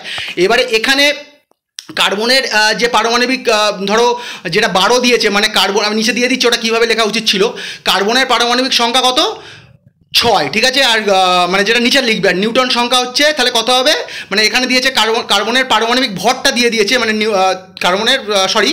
তো আচ্ছা তোমরা এইটা আগে দেখে নাও, তোমার না হলে গুলিয়ে যাবে। এই যে কার্বন দেখো, এই যেটা দিয়েছি দেখো, কার্বনের পারমাণবিক ভর কত 12, আর পারমাণবিক সংখ্যা 6 বা প্রোটন সংখ্যা 6, আর নাইট্রোজেনের পারমাণবিক ভর হচ্ছে 13 আর প্রোটন সংখ্যা 7। যদিও নাইট্রোজেনের দুটো সুস্থিত আইসোটোপ আছে, তার ভর সংখ্যা 14 ও 15, কিন্তু এখানে অপশান অনুযায়ী এটাই সঠিক হবে, 13 ও 7। তাহলে 12 থেকে 6 বিয়োগ দিলে কত হচ্ছে, কার্বনের পারমাণবিক সংখ্যা হচ্ছে 6, কার্বনের নিউটন সংখ্যা হচ্ছে 6, আর আমাদের নাইট্রোজেনের নিউটন সংখ্যা কত হচ্ছে 13 - 7 করলে 6। তাহলে এখানে যে কটা আছে তোমরা চাইলে নিজেরাও ক্যালকুলেট করে দেখে নিতে পারো, সবার পারমাণবিক ভর বের করে দেখে বই দেখে নিতে পারো। আচ্ছা, কার্বনের যে পারমাণবিক ভর হচ্ছে 12 আর ওর পারমাণবিক সংখ্যা হচ্ছে 6, ঠিক আছে, তাহলে নিউটন সংখ্যা হচ্ছে 6। আর নাইট্রোজেনের পারমাণবিক সংখ্যা এখানে যেটা দেওয়া আছে সেই অনুযায়ী পারমাণবিক ভর হচ্ছে 13 আর পারমাণবিক সংখ্যা বা প্রোটন সংখ্যা হচ্ছে 7। তাহলে সঠিক উত্তর হচ্ছে দুটোরই, তাহলে এই দুটোর যে পেয়ারটা আছে অপশান সি ওটাই সঠিক। বুঝতে পেরেছো? আমি তো আইসোটোপ তোমাদের বুঝিয়ে দিয়েছিলাম, কিচ্ছু নয়, বিয়োগটা করলেই বুঝতে পারে। পারমাণবিক ভর আর পারমাণবিক সংখ্যা এটা আলাদা করে ভালো করে বুঝে নেবে। পারমাণবিক সংখ্যা যা, প্রোটন সংখ্যা তা, ইলেকট্রন সংখ্যা তা। প্রোটন শুধু ধনাত্মক আধান, ইলেকট্রন হচ্ছে ঋণাত্মক আধান, আর নিউটন হচ্ছে নিস্তড়িত। তোমরা জানো, বলেছিলাম। শ্বাসনালী ফুলকা বা ট্রাকিয়াল গিল দেখা যায় মিসলেনিয়াস 2008। অপশান 1 রাজকাংড়া, অপশান 2 মশার লার্ভা, অপশান 3 মাছ, অপশান 4 মাকড়সা। আচ্ছা, সঠিক উত্তর হবে মশার লার্ভা, ঠিক আছে। আচ্ছা, এইটা হচ্ছে মশার যদি কখনো, আচ্ছা এটা বলছি তোমাদের। আচ্ছা, রাজকাংড়া মানে নর্মাল কাংড়া নয়, এটা কিন্তু এই কাংড়াটা বেশিরভাগ খায় না, এটা কিন্তু ওষুধ তৈরির কাজে লাগে, আমাদের সুন্দরবনেও পাওয়া যায়। তোমরা কিন্তু লিমুলাস লিখলেই কিন্তু দেখতে পাবে, এটা অন্য অদ্ভুত রকমের দেখতে, দেখবে। মানে ওটাকে আবার একটা কি ঘোড়া দিয়েও কি একটা বলা হয়, ওকে আমি এই মুহূর্তে মনে পড়ছে না, তোমরা সার্চ করলে বুঝতে পারবে, ওটা দিয়ে কিন্তু খুব ওষুধ তৈরির কাজে লাগে। আচ্ছা, এই রাজকাংড়ার যে শ্বাসনালী, এটা কিন্তু এই রাজকাংড়ার যে কীভাবে শ্বাস নেয়, ওটা শ্বাসযন্ত্রটা প্রচুর পরীক্ষায় রিপিট হয়, ওটাও দিয়ে দিয়েছি। বুক গিল বা বই ফুলকা, ভালো করে মনে করে নিও। আচ্ছা, আমাদের মাছের তো ফুলকা শ্বাসযন্ত্র, আর মাকড়সার কি, মাকড়সার হচ্ছে বুকলাং বা বই ফুসফুস। মাকড়সা কাংড়া বিছে এদের কিন্তু বুকলাং বা বই ফুসফুস। ওর হচ্ছে বুক গিল মানে বই ফুলকা, আর এর হচ্ছে বুকলাং, ঠিক আছে। রাজকাংড়াটা কিন্তু প্রচুরবার পরীক্ষায় রিপিট হয়, ঠিক আছে। আর এই যে মশার, যদি শুধু মশা আছে, শুধু মশার শ্বাসযন্ত্রের নাম হচ্ছে ট্রাকিয়া, ঠিক আছে, ট্রাকিয়া। কিন্তু সেই মশাটাই যখন লার্ভা অবস্থায় থাকে জলের তলায়, কিংবা ধরো যে কোনো পতঙ্গে, গুবড়ে পোকা, এদের যখন লার্ভা অবস্থায় থাকে, তখন কিন্তু ওরা এই শ্বাসনালী ফুলকা বা ট্রাকিয়াল গিল দিয়ে কিন্তু শ্বাস প্রশ্বাস নেয়। তাহলে এটা কিন্তু খুব গুরুত্বপূর্ণ। মশার শ্বাসযন্ত্রের নাম ট্রাকিয়া, আর মশার লার্ভার শ্বাসযন্ত্রের নাম শ্বাসযন্ত্রের নাম হচ্ছে শ্বাসনালী ফুলকা বা ট্রাকিয়াল গিল। ইংলিশ নামগুলোই পড়লে বেশি ভালো হবে, বাংলা নামগুলোই বরঞ্চ একটু জটিল, একসঙ্গে এরকম জুড়ে যায়। তাই দুটোই নাম দিয়ে দিচ্ছি, ভালো করে মুখস্থ করে নিও। তাহলে শ্বাসনালী ফুলকা কাদের মধ্যে দেখা যায়, বা ট্রাকিয়াল গিল মশার লার্ভার মধ্যে। চলো বন্ধুরা, পরের প্রশ্ন। অ্যামোনিয়া শুকনো করার জন্য কি ব্যবহার করা হয়? মিসলেনিয়াস 2000, খুব গুরুত্বপূর্ণ প্রশ্ন, পিএসসির পরীক্ষায় প্রচুর রিপিট হয় প্রশ্নটা। গাঢ় sulphuric acid, quicklime, anhydrous calcium chloride, phosphorus pentoxide, ঠিক আছে। সঠিক উত্তর হচ্ছে কুইক লাইম, ঠিক আছে। কুইক লাইমের সংকেত কি? Calcium oxide. অ্যামোনিয়া শুকনো করার জন্য তাহলে কি ব্যবহার করা হয়? অ্যামোনিয়া শুকনো করার জন্য যে ড্রাইং এজেন্ট ব্যবহার হয়, সেই ড্রাইং এজেন্টের নাম হচ্ছে ক্যালসিয়াম অক্সাইড, ঠিক আছে বন্ধুরা। পরের প্রশ্ন। অ্যালুমিনিয়াম ফসফেটের সংকেত কি? মিসলেনিয়াস 2009। আমি আর অপশানগুলো বলছি না, 4 নম্বরটাই কিন্তু সঠিক উত্তর হবে। সংকেত আর কি বলবো, তোমরা পারলে ভালো করে মুখস্থ করে নিও, ঠিক আছে। অ্যালুমিনিয়াম ফসফেটের সংকেত হচ্ছে একদম অপশান 4, ওটাই সঠিক হবে। মিসলেনিয়াস 2009 এর প্রশ্ন। যদি একটি ধনাত্মক আধানযুক্ত বস্তু অপর একটি বস্তুকে আকর্ষণ করে, তাহলে অপর বস্তুটি হলো অপশান 1 ধনাত্মক আধানযুক্ত, অপশান 2 ঋণাত্মক আধানযুক্ত বা নিরপেক্ষ হতে পারে, আচ্ছা ধনাত্মক আধানযুক্ত বা উপরের কোনোটাই নয়। সঠিক উত্তর হবে অপশান 2। মানে যখন এটা ধনাত্মক আধানযুক্ত বস্তু, তাহলে এই 4টে অপশানের ভেতর কাকে আকর্ষণ করতে পারে? শুধু ঋণাত্মক আধানযুক্তকেও আকর্ষণ করতে পারে বস্তুকে, আবার নিরপেক্ষ বস্তুকেও আকর্ষণ করতে পারে, ঠিক আছে, মানে নিউট্রাল বস্তুকেও আকর্ষণ করতে পারে। তাহলে অপশান 2টা হচ্ছে সঠিক। কারণটা কি? ধরো একই আধানযুক্ত বস্তু, মানে ধরো ধনাত্মক আধানযুক্ত বস্তু, কিন্তু ওরা একে অপরকে বিকর্ষণ করবে, মানে দুটি ধনাত্মক একে অপরকে বিকর্ষণ করবে, দুটি ঋণাত্মক একে অপরকে বিকর্ষণ করবে। কিন্তু একটা ধনাত্মক কিন্তু একটা ঋণাত্মককে আকর্ষণ করবে, আবার একটা ধনাত্মক কিন্তু একটা নিউট্রাল বা নিরপেক্ষকে আকর্ষণ করবে। একটা ঋণাত্মক কিন্তু একটা ধনাত্মককে আকর্ষণ করবে, আবার একটা নিউট্রালকে কিন্তু আকর্ষণ করবে, ঠিক আছে, কিন্তু নিজেদের মধ্যে বিকর্ষণ করবে। আর এই নিউট্রাল বলতে কি বলছি? যার যেসব বস্তু ধরো মানে ইলেকট্রন আর প্রোটনের সংখ্যা যখন সমান থাকে, তখন সেগুলো হচ্ছে নিউট্রন, ঠিক, এই নিউট্রাল মানে নিরপেক্ষ, ঠিক আছে। মানে ইলেকট্রন আর প্রোটনের সংখ্যা সমান হলে সেটা কিন্তু নিরপেক্ষ বা নিউট্রাল, ঠিক আছে। নিউট্রন নয়, কিন্তু আমি এটা নিউট্রাল বলতে গেছিলাম ইংলিশ টার্মটা, ঠিক আছে। সোজা প্রশ্ন। আর আচ্ছা এখানে আরেকটা বলে দিই, এখানে যে প্রশ্নটা দিয়েছে যদি একটা ধনাত্মক বস্তু অপর একটি বস্তুকে আকর্ষণ করে তাহলে অপর বস্তুটি হলো, এখানে অপশান সঠিক হচ্ছে 2। এইবারে যদি কোশ্চেনে এইটা থাকতো যদি একটা ঋণাত্মক আদানযুক্ত বস্তু মানে ধনাত্মকের জায়গায় ঋণাত্মক থাকতো, তখন দেখবে অপশান 2তে কিন্তু আর ধনাত্মক হতো না, ঋণাত্মক আদানযুক্ত বা নিরপেক্ষ। মানে ধনাত্মক আদানযুক্ত কাকে আকর্ষণ করবে, ঋণাত্মক আদানযুক্ত বা নিরপেক্ষকে, আর ঋণাত্মক আদানযুক্ত বস্তু কাকে আকর্ষণ করবে, ধনাত্মক আদানযুক্ত বা নিরপেক্ষকে। ঠিক আছে, তো এটা কিন্তু ঠিক আছে বন্ধুরা, অপশান 2 যেটা মানে নেগেটিভ। ঠিক আছে, চলো পরের প্রশ্ন বন্ধুরা, ভালো করে বুঝে নিও। পর্যায় সারণীর শূন্য গ্রুপের মৌলগুলোকে কি বলে? হ্যালোজেন, নিষ্ক্রিয় গ্যাস, ক্ষার ধাতু, চ্যালকোজেন। সঠিক উত্তর কী হবে? সঠিক উত্তর হবে নিষ্ক্রিয় গ্যাস। ঠিক আছে বন্ধুরা, আর এই শূন্য গ্রুপ মানে আধুনিক পর্যায় সারণীর যে 18তম গ্রুপ, ওটাও গ্রুপ, ওই গ্রুপটাকেও কিন্তু 18তম গ্রুপটাও কিন্তু শূন্য গ্রুপ নামে পরিচিত। এটাও কিন্তু পরীক্ষায় আসতে পারে যে শূন্য গ্রুপের বর্তমান পজিশনটা জানতে চাইলে 18তম গ্রুপটা কিন্তু শূন্য গ্রুপ। ঠিক আছে, আর হ্যালোজেন তো জানো যে ফ্লোরিন, ক্লোরিন এইগুলো সব হ্যালোজেন মৌল। এটা যতদূর সম্ভব আমার মনে পড়ছে 17তম গ্রুপে আছে, হ্যালোজেনগুলো 17তম গ্রুপে আছে, আমি পড়িয়েছিলাম। আর চ্যালকোজেন মৌল আছে মনে হয় 16তম গ্রুপে। আর ক্ষার ধাতু আছে মনে হচ্ছে 1 নম্বর গ্রুপে। দেখে নিও, ওটা মিলিয়ে নিও। আমি ওটা আমার লিখবো, আমি ভুলে গেছি, তোমাদের জন্য দেওয়া উচিত ছিল। নিচের কোন প্রাণীর দেহে মুক্ত সংবহন দেখা যায়? মিসলেনিয়াস 2009। অপশান 1 কেঁচো, অপশান 2 সাপ, অপশান 3 আরশোলা, অপশান 4 ইঁদুর। সঠিক উত্তর হচ্ছে আরশোলা। ঠিক আছে বন্ধুরা, এবারে এই মুক্ত সংবহন, বদ্ধ সংবহন এর সংজ্ঞাটা দিইনি, শুধু বলে দিচ্ছি মুক্ত সংবহন কাদের মধ্যে হয়? শুধুমাত্র অমেরুদণ্ডী প্রাণী। ঠিক আছে, আর বদ্ধ সংবহন কি কাদের মধ্যে হয়? অমেরুদণ্ডী প্রাণীর মধ্যেও হতে পারে, আবার কিন্তু তোমার মেরুদণ্ডী প্রাণীর মধ্যেও হতে পারে। মানে বদ্ধ সংবহন মানে যেটা মানুষের যে রক্ত সংবহন যে প্রক্রিয়াটা, সেটা বদ্ধ রক্ত সংবহন, সেটা কিন্তু মানে অমেরুদণ্ডী প্রাণীদের মধ্যেও হতে পারে, আবার মেরুদণ্ডী প্রাণীদের মধ্যেও হতে পারে। আর মুক্ত সংবহন কিন্তু শুধুমাত্র অমেরুদণ্ডী প্রাণীদের মধ্যে হবে, মেরুদণ্ডী প্রাণীদের মধ্যে হবে না। আর বদ্ধ রক্ত সংবহন মেরুদণ্ডী অমেরুদণ্ডী দুটোর ক্ষেত্রেই হতে পারে। ঠিক আছে, যেমন ধরো কেঁচোর ক্ষেত্রে কিন্তু বদ্ধ রক্ত সংবহন দেখা যায়। ঠিক আছে, আরশোলার ক্ষেত্রেও কিন্তু আরশোলার ক্ষেত্রে কিন্তু মুক্ত রক্ত সংবহন দেখা যায়। খুব গুরুত্বপূর্ণ প্রশ্ন, ওপেন সার্কুলেটরি সিস্টেম, মানে ইংলিশ টার্মটাও মনে রেখো, তাহলে ইংলিশ পরীক্ষায় সুবিধা হবে। কোন প্রাণীর দিয়ে ওপেন সার্কুলেটরি সিস্টেম দেখতে পাওয়া যায়? সঠিক উত্তর হবে আমাদের আরশোলা। ঠিক আছে বন্ধুরা, আরশোলাতে দেখা যায়। এছাড়াও তোমার যতদূর মনে পড়ছে শামুকেও দেখা যায়, শামুকেও মনে হয় যতদূর মনে পড়ছে আমার মুক্ত রক্ত সংবহন দেখা যায়। এটা আমি ভুল হলে আমি এটা কারেক্ট করে দেবো, কিংবা অন্য কোনো সেটা আমি দিয়ে দেবো। মুক্ত রক্ত সংবহন দেখা যায়, যেগুলো তোমরা দেখে নিও। উদ্ভিদ দিয়ে খাদ্য পরিবহন করে কোন কলা? Miscellaneous 2009। Option 1 xylem, option 2 phloem, option 3 parenchyma, option 4 sclerenchyma. সঠিক উত্তর হচ্ছে ফ্লোয়েম। ঠিক আছে বন্ধুরা, খুব গুরুত্বপূর্ণ প্রশ্ন, নোট দেখে নাও। যে জটিল কলার মাধ্যমে উদ্ভিদের পাতার সংশ্লেষিত খাদ্য বিভিন্ন অঙ্গে পরিবাহিত হয় তাকে বলে ফ্লোয়েম কলা। মানে যে জটিল কলার মাধ্যমে উদ্ভিদের পাতায় সংশ্লেষিত খাদ্য, মানে খাদ্যটা বিভিন্ন অঙ্গে পরিবাহিত হচ্ছে, ঠিক আছে, সেইটা হচ্ছে কিন্তু ফ্লোয়েম। আর যদি কখনো জানতে চাওয়া হয়, পরের নোটটা দেখো, যে জটিল কলার মাধ্যমে উদ্ভিদের মূল দ্বারা শোষিত জল ও জলে দ্রবীভূত খনিজ লবণ, মানে খাদ্য পরিবহন করছে। তোমরা জাস্ট শর্টে মনে রাখবে, মানে আমি যেভাবে মনে রাখার চেষ্টা করি, আমার নম্বর পাওয়া নিয়ে দরকার, আমি তো সায়েন্স নিয়ে পড়তে যাবো না। তাহলে আমার কথা হচ্ছে তোমরা মনে রাখবে, শর্ট ট্রিক্সে তোমাদের ট্রিক্স অ্যাপ্লাই করে মনে রাখবে যে খাদ্য সংবহন করে হচ্ছে, খাদ্য পরিবহন করছে কে? ফ্লোয়েম কলা। ঠিক আছে, পাতায় সংশ্লেষিত যে খাদ্য বিভিন্ন অঙ্গে পরিবাহিত করছে। আর জল ও জলে দ্রবীভূত খনিজ লবণ সেটাকে পাতায় পরিবর্তন করছে, সেটা হচ্ছে জাইলেম। মানে জল ও জলে দ্রবীভূত খনিজ লবণ, যেটা খুবই মানুষেরও তো দরকার হয়, তোমরা জানো, সেটা পরিবহন করছে জাইলেম, আর খাদ্যটা পরিবহন করছে হচ্ছে ফ্লোয়েম। এইভাবে মনে রাখবে। ঠিক আছে, সংজ্ঞাটা দেখে নিও, মুখস্থও করে নিতে পারো। অর্জিত চরিত্রের উত্তরাধিকার তত্ত্ব, ঠিক আছে, ইনহেরিটেন্স অফ অ্যাকোয়ার্ড ক্যারেক্টার কে প্রবর্তন করেন? এই ইংলিশ টার্মটাও কিন্তু মনে রেখো, কারণ তাহলেই কিন্তু পরীক্ষায় তোমরা উত্তরটা খুব সহজেই বুঝতে পারবে। মানে অর্জিত চরিত্রের উত্তরাধিকার তত্ত্ব তোমরা বুঝতেই পেরেছো কে প্রবর্তন করে। সঠিক উত্তর হবে হচ্ছে ল্যামার্ক, তোমরা জানো, আমি পুরো নামটাই দিয়ে দিয়েছি। আর ইংলিশে আসলে হবে ইনহেরিটেন্স অফ অ্যাকোয়ার্ড ক্যারেক্টার কে প্রবর্তন করেছিলেন? সঠিক উত্তর হবে ল্যামার্ক। ঠিক আছে, মানে তোমরা জানো যে ল্যামার্কের তত্ত্বটা তো তোমরা জানো যে কোনো মানে আমাদের কোনো জীব আর কি প্রয়োজনে তার কোনো অঙ্গ দরকার না হলে বিলুপ্ত হয়ে যায় জীবের শরীর থেকে। আবার কোনো জীবে কিন্তু কোনো নতুন করে কোনো অঙ্গ দরকার হলে সেটা আবার শরীরে উৎপত্তি হয় বা সৃষ্টি হয়। যেমন ধরো জিরাফের আগে কিন্তু ওই ঘাটটা ওই যে গ্রীবা দেশটা লম্বা ছিল না, ওটা কিন্তু দরকারে হয়েছে। কিংবা সাপের কিন্তু অন্যান্য রেপটাইলের মতো 4টে পা ছিল, সেটা অব্যবহারের ফলে কিন্তু ওই সাপের আর পাটা অবলুপ্ত হয়ে গেছে। ঠিক আছে, এরকম প্রচুর উদাহরণ আছে। ঠিক আছে, তোমরা দেখে নিও চ্যাপ্টারটা। তবে ইনহেরিটেন্স অফ অ্যাকোয়ার্ড ক্যারেক্টার এইটা মনে রেখো, এই কোশ্চেনটা কিন্তু পরীক্ষায় না হলে সোজা কোশ্চেন কিন্তু তোমাদের পরীক্ষায় কিন্তু মিস হয়ে যাবে, যেগুলো সেন্ট্রালে পরীক্ষা দিতে হবে, যেখানে বাংলা থাকবে না আর হিন্দি থাকবে। যারা আশা করি তোমরা তো আর হিন্দি পড়তে জানো না, মানে আমি তো জানি না, অনেকে জানো অবশ্য, এটা বলা উচিত নয়, তোমরা জানো না।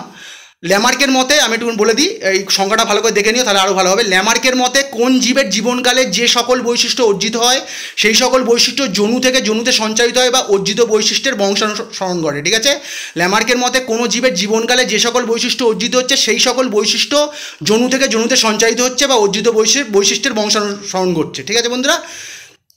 দেখে নাও। আচ্ছা, এই প্রশ্নটা দেখে নাও। পরের প্রশ্ন, একটি বিশুদ্ধ প্রলক্ষণযুক্ত দীর্ঘাকার মটর গাছের সঙ্গে একটি বিশুদ্ধ প্রলক্ষণযুক্ত খর্বাকার মটর গাছের পরযোগ ঘটালে F2 জনিতে ফিনোটাইপ অনুপাত কী হবে? এই F1 ও F2 এগুলো তোমাদের আমি বুঝিয়ে দিচ্ছি। আচ্ছা, এখানে সঠিক উত্তর অপশানগুলো দেখে নাও।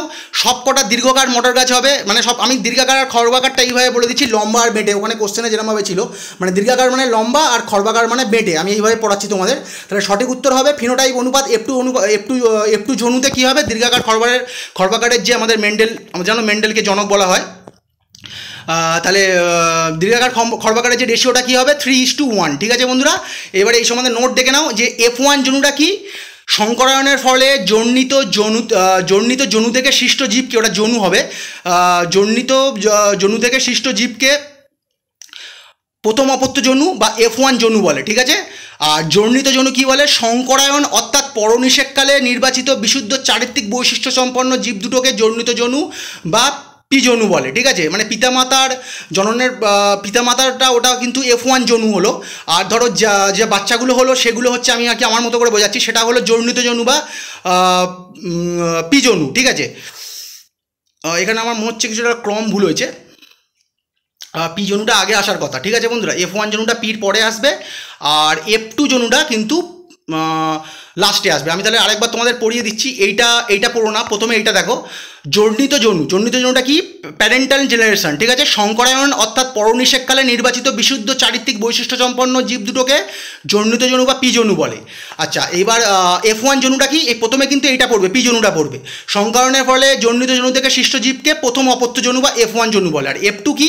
মানে যারা তৈরি হলো তাদের থেকে আবার যারা তৈরি হচ্ছে সেটা কিন্তু F2 জনু। প্রথম অপত্য জনু থেকে উৎপন্ন দুটি জীবের সংকরণ ঘটলে, মানে বাবা মা এটা কিন্তু এই প্যারেন্টাল জেনারেশনে এলো, তার থেকে যে বাচ্চাগুলো হলো সেগুলো F1 জনুতে এলো, এবং তার থেকে যারা সৃষ্টি হচ্ছে তারা কিন্তু F2 জনুতে পড়ছে। আমি আমার ভাষায় পড়ছি যাতে পরীক্ষায় আমি নম্বরটা স্কোর করতে পারি। প্রথম অপত্য জনু থেকে উৎপন্ন দুটি জীবের সংকরণ ঘটলে, মানে প্রথম অপত্য জনু থেকে, মানে প্যারেন্টাল জনু পি জনু থেকে আমার F1 জনু এলো, এবার F1 জনু থেকে যে জীব সৃষ্টি হলো সেটা থেকে সংকরণ ঘটলে অপত্য জীবের সৃষ্টি হচ্ছে তাদেরকে দ্বিতীয় অপত্য জনু বা F2 জনু বলে। আচ্ছা, এইবার এইটা আমি এঁকে দিয়েছি হাতে, যদিও খুবই খারাপ হয়েছে, আমার পেনটা নেই। আমি পেন অর্ডারও করেছিলাম বন্ধুরা, কিন্তু দুঃখের বিষয়ে 5টা অর্ডার করেছিলাম, একটা এসছে, আমি আবার মানে ওটা রিপ্লেস করার জন্য দিয়েছি, খুব তাড়াতাড়ি চলে আসবে। চলো বন্ধুরা দেখে নাও, এই যে ধরো টি দেখো, মানে টি মানে কি বলতো? বিশুদ্ধ লম্বা, আর ছোটো হাতের দুটো টি মানে বিশুদ্ধ বেঁটে, ঠিক আছে। মানে একদম দীর্ঘাকার আর খর্বাকারটা বলছি না, বিশুদ্ধ লম্বা মানে ডবল টি বড় হাতের আর ক্যাপিটাল, আর ছোটো হাতের টি হচ্ছে আমার আবার এটা হ্যাং হয়ে যাবে, সরি বন্ধুরা, 1 মিনিট। আর ছোটো হাতের ডবল টিটা হচ্ছে আমাদের বিশুদ্ধ বেঁটে। তাহলে এই দুটো বিশুদ্ধ লম্বা আর বিশুদ্ধ বেঁটের ফলে কি সৃষ্টি হলো? সংকরণের ফলে আমাদের একটা সবকটাই F1 জনুতে কিন্তু সব লম্বা সৃষ্টি হবে। এটাও কিন্তু পরীক্ষায় আসতে পারে, ঠিক আছে। এটাও কিন্তু পরীক্ষায় আসতে পারে যে F1 জনুতে ধরো বিশুদ্ধ লম্বা মটর গাছের সাথে বিশুদ্ধ বেঁটে মটর গাছের সংকরণ করলে F1 জনুতে কি উৎপন্ন হবে? সবকটাই কিন্তু লম্বা মটর গাছ উৎপন্ন হবে, কিন্তু সংকর মটর গাছ উৎপন্ন হবে, ঠিক আছে। ওই জন্য দেখো একটা লম্বা টি দেওয়া আছে, একটা ছোটো হাতের টি দেওয়া আছে, ঠিক আছে। এইবার তার ভেতর থেকে লম্বা টি ও একটা সংকর দুটো টি, মানে সংকর দুটো মটর গাছ নিলাম, মানে লম্বা মটর গাছ, সেটা সংকরায়ন করে কি উৎপন্ন হচ্ছে? দেখো যে অনুপাতটা সৃষ্টি হলো, একটা ফিনোটাইপ অনুপাত 3:1, দেখো নিচে দিয়ে দিয়েছি F2 জনুতে। মানে প্রথমে উৎপন্ন হচ্ছে বিশুদ্ধ, মানে এটাতেও তোমার 3টে লম্বা আর একটা বেঁটে বেঁটে উৎপন্ন হচ্ছে, কিন্তু 3টে লম্বা। যদি ফিনোটাইপ অনুপাত জানতে চাও, এখানে যেটা জানতে চাও যে 3:1, আর জিনোটাইপ অনুপাত জানতে চাও হলে 1:2:1। কারণ কি? এই যে দুটো সংকর লম্বার ফলে যে জীবগুলো সৃষ্টি হলো, যে উদ্ভিদ মটর গাছগুলো সৃষ্টি হলো, সেটার ভেতরে বিশুদ্ধ লম্বা একটা আর বিশুদ্ধ বেঁটে একটা, আর যে দুটো তৈরি হয়েছে যেটা মানে 2 অনুপাতে আছে জিনোটাইপে, সেটা কিন্তু সংকর লম্বা, ঠিক আছে। আশা করছি তোমরা বুঝতে পারছো। এবারে এই কোশ্চেনটা দেখে নাও, তাহলে বুঝতে পারবে এখানে কি জানতে চেয়েছিল। সরি বন্ধুরা, দেখে নাও কোশ্চেনটা। একটি বিশুদ্ধ প্রলক্ষণযুক্ত, মানে একটা ধরো আমি ছোটো করে বলে দিচ্ছি, একটা বিশুদ্ধ লম্বা মটর গাছের সঙ্গে একটা বিশুদ্ধ লক্ষণযুক্ত বেটে মটর গাছের পরাগযোগ ঘটালে F2 জনুতে ফিনোটাইপ অনুপাত কী হয়। তাহলে F2 জনুতে হচ্ছে 3:1। আর যদি F1 জনুতে জানতে চাইতো, F1 জনুতে কী উৎপন্ন হয়, সব কটাই কিন্তু লম্বা হবে। ওখানে একটা অপশান দেওয়া আছে, সব কটাই লম্বা হবে। দেখো এখানে একটা অপশান দেওয়া আছে, সব দীর্ঘাকার মটর গাছ। যদি এখানে F2 জনুর জায়গায় F1 জনুতে জানতে চাওয়া হতো কী অনুপাত হবে, তখন কিন্তু সব দীর্ঘাকার মটর গাছ হবে। এই একটা সঠিক উত্তর হবে, একটা। ঠিক আছে, দেখে নিও তোমরা, আমি ভালো করে বুঝিয়ে দিয়েছি, আশা করি আর ভুল হওয়ার কথা নয়। কোষ প্রাচীর দেখতে পাওয়া যায় মিসলেনিয়াস 2009। অপশান 1 প্রাণী কোষে, অপশান 2 প্রাণী কোষে উদ্ভিদ কোষে, অপশান 3 ব্যাকটেরিয়া উদ্ভিদ কোষে, অপশান 4 শুধু ব্যাকটেরিয়া কোষে। সঠিক উত্তর হচ্ছে ব্যাকটেরিয়া ও উদ্ভিদ কোষে। সেল ওয়াল কোথায় দেখতে পাওয়া যায়, উদ্ভিদ কোষেও দেখতে পাওয়া যায় আর ব্যাকটেরিয়ার কোষেও দেখতে পাওয়া যায়। আজকে ক্লাসটা কিন্তু একটু বড় হচ্ছে বন্ধুরা, কিছু করার নেই, অনেক প্রশ্ন আমি একসাথে এনেছি। নিম্নলিখিত কোন অ্যাসিডটি সোনাকে দ্রবীভূত করে miscellaneous 2011। Option 1 nitric acid, option 2 selenic acid, option 3 hydrochloric acid, option 4 aqua regia. খুব গুরুত্বপূর্ণ প্রশ্ন, ভালো করে তোমরা এই কোশ্চেনটা মুখস্থ করে নিও। কোন অ্যাসিডটি সোনাকে দ্রবীভূত করে, অ্যাকুয়ারিজিয়া।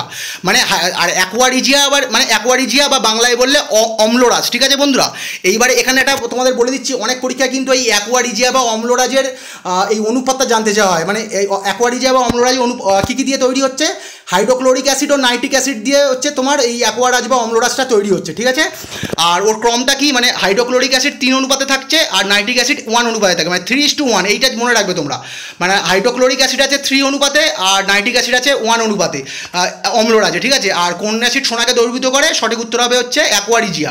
মানে এককভাবে নাইট্রিক অ্যাসিডও পারবে না, আবার এককভাবে হাইড্রোক্লোরিক অ্যাসিড পারবে না। দুটোকে যদি 3:1 অনুপাতে মেশাও, তখন কিন্তু ও সোনাকে দ্রবীভূত করতে পারবে। নিম্নলিখিত কোনটি এককবিহীন রাশি মিসলেনিয়াস 2011। অপশান 1 আয়তন, অপশান 2 গতিশক্তি, অপশান 3 ত্বরণ, অপশান 4 প্রতিসরাঙ্ক।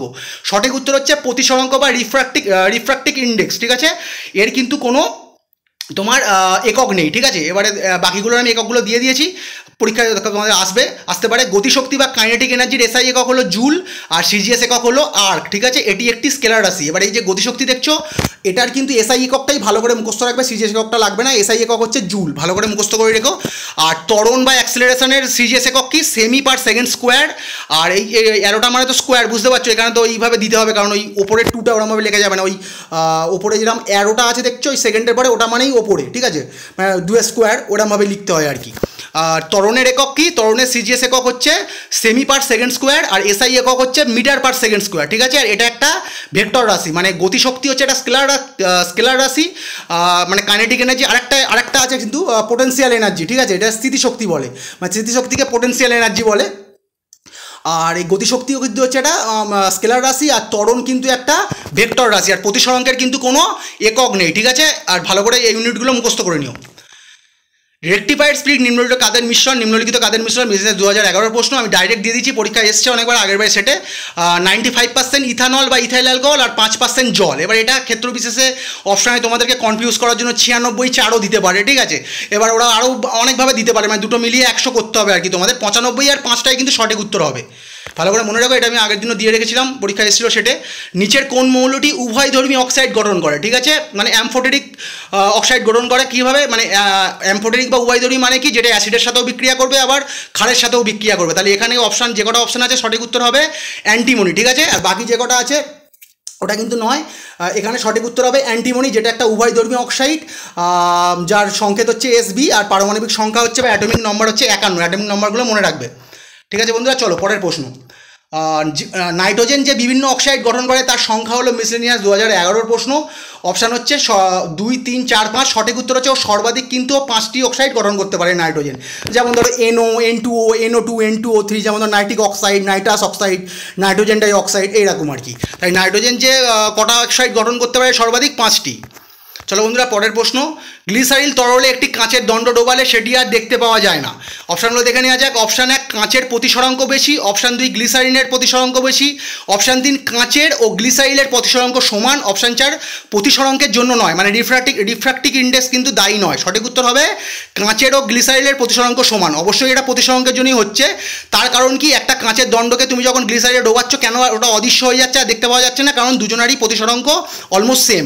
ঠিক আছে, এবার এটা আমি নোটটা দিয়ে রেখেছি, দেখে নাও। কোনো তরল মাধ্যমে সমপ্রতিসরাঙ্ক বিশিষ্ট বস্তুকে ওই তরল মাধ্যমে রাখলে বস্তুটি অদৃশ্য হয়ে যায়। ঠিক আছে বন্ধুরা, কারণ দুটি মাধ্যমের প্রতিসরাঙ্ক প্রায় সমান হওয়ার জন্য ওই বস্তুর বিভেদ তল থেকে আলোর প্রতিফলন বা প্রতিসরণ কিছুই হয় না। ঠিক আছে, সংজ্ঞাটা পড়ে নিও। তাহলে এখানের ক্ষেত্রে কি আছে, এখানে আছে হচ্ছে তোমার ধরো কাঁচের প্রতিসরাঙ্ক আর গ্লিসারিনের প্রতিসরাঙ্ক কিন্তু প্রায় সমান, তাই জন্য কাঁচ যখন গ্লিসারিনে ডোবাচ্ছ ওর বিভেদ তল থেকে কিন্তু কোনো আলোর প্রতিফলন বা প্রতিসরণ হচ্ছে না, তাই বস্তুটাকে দেখা যাচ্ছে না। কাঁচের আর গ্লিসারিনের প্রতিসরাঙ্ক কিন্তু অলমোস্ট সেম।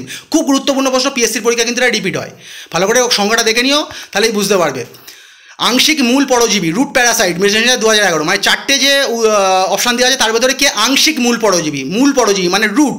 এখানে মূল বলতে গাছের যে রুট হয় সেটা বোঝাচ্ছে, মূল বা শিকড় সেটাই। আচ্ছা, সঠিক উত্তর হবে চন্দন। ঠিক আছে, যেমন ধরো মিউকর যতদূর মনে পড়ছে আমার একটা হচ্ছে মৃতজীবী। হ্যাঁ, আর চন্দন কিন্তু একটা আংশিক মূল পরজীবী। এটা জাস্ট মুখস্থ করবেন, এটা কিন্তু পরীক্ষায় রিপিট হয়। তাহলে রুট প্যারাসাইট, চারটা অপশানের মধ্যে সঠিক উত্তর কী হবে, চন্দন। মানে যে আংশিকভাবে আর কি মানে পরজীবী মানে কি, যে পুরোপুরি অন্যের ওপর নির্ভরশীল হয়ে বেঁচে থাকে। আর মিথজীবী মানে কি, একে অন্যের পরিপূরক, মানে এ ওকে সাহায্য করে, ও ওকে সাহায্য করে, এইভাবে বেঁচে থাকে। আর এখানে কিন্তু চন্দন আংশিকভাবে কিন্তু নির্ভরশীল। ঠিক আছে, চলো পরের প্রশ্ন বন্ধুরা, দেরি হয়ে যাচ্ছে বন্ধুরা। ম্যালেরিয়ার জীবাণু কে আবিষ্কার করেন, মিসলেনিয়াস 2011। সঠিক উত্তর তো অপশান দিইনি, সঠিক উত্তর রোনাল্ড রস। এর জন্য কিন্তু 1902 সালে, যতদূর আমার মনে পড়ছে 1902 সালে কিন্তু উনি আমাদের মেডিকেলে কি নোবেল পেয়েছিলেন চিকিৎসা বিজ্ঞানে। আর 1902 সালে নোবেলটা পেয়েছিল, পারলে ওটা দেখে নিও রোনাল্ড রস কবে নোবেল পেয়েছিল।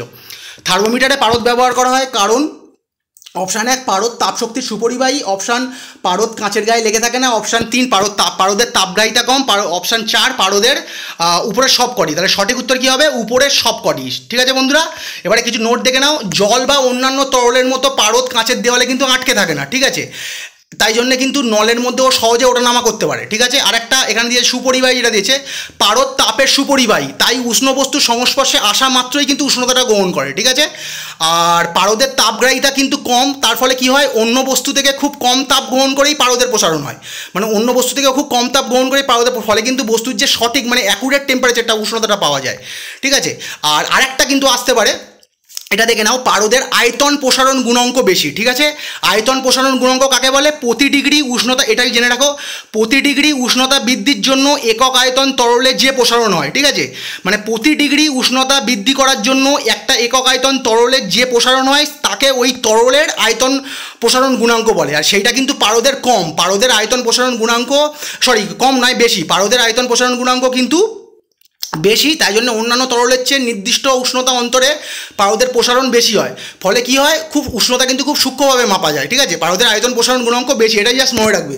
মানে এই তিনটে অপশানের মধ্যে একটা খুঁজে পাচ্ছ না, বা তিনটে একদম এমন দিয়েছে যেগুলো আর কি, যেটার কারণে পারদ ব্যবহার করা যায় না থার্মোমিটারে। আর আরেকটা অপশানে দিয়েছে যে পারদের আয়তন প্রসারণ গুণাঙ্ক বেশি, তখন ওটাই সঠিক উত্তর হবে। মানে ওটা বিভিন্নভাবে দিতে পারে, এই তিনটের সঙ্গে এটাও মুখস্থ করে রেখো। ঠিক আছে, আর তোমরা জানো যে পারদের হিমাঙ্ক -39 ডিগ্রি সেলসিয়াস আর স্ফুটনাঙ্ক 357 ডিগ্রি সেলসিয়াস, ফলে এর মাঝের যে উষ্ণতাগুলো কিন্তু পারদ থার্মোমিটার দ্বারা মাপা যায়। মানে ব্যাপ্তিটা তো বুঝতে পারছো, নিচেও অনেক নিচে আর উপরে অনেকটাই উপরে। ঠিক আছে, আর বিশুদ্ধ পারদ কিন্তু সহজলভ্য। ঠিক আছে, চলো বন্ধুরা পরের প্রশ্ন। লালা রসে উপস্থিত উৎসেচকটির নাম, miscellaneous 2011। Option 1 ptyalin, option 2 pepsin, option 3 trypsin, option 4 erepsin. সঠিক উত্তর হচ্ছে টায়ালিন। ঠিক আছে, লালা রসে উপস্থিত উৎসেচকটির নাম হচ্ছে টায়ালিন।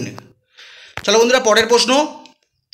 বীজবিহীন ফল উৎপাদন করতে কোন হরমোন ব্যবহার করা হয়, সঠিক উত্তর হবে জিব্রারেলিন। ঠিক আছে, এইটা আমি আগেও তোমাদের শেড নম্বর 1-এই হচ্ছে দেওয়া আছে এই সম্বন্ধে, যে তাহলে বীজবিহীন ফল উৎপন্ন করতে কোন হরমোন ব্যবহার করা হয়, জিব্রারেলিন। আর এই যে বীজবিহীন ফল উৎপাদন করা হয় এই প্রক্রিয়াটাকে কি বলে বলো তো, পড়িয়েছিলাম, মনে করে দেখবে, পার্থেনোকর্পি।